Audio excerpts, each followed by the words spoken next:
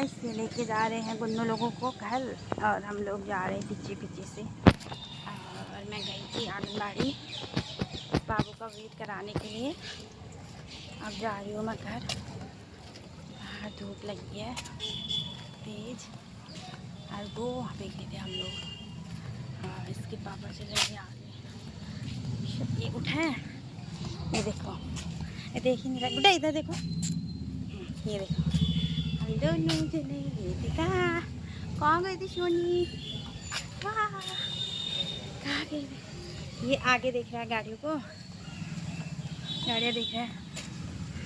इसे हम अभी उठ रहा है और पत्ते पत्ते देख रहा है। ये देखो,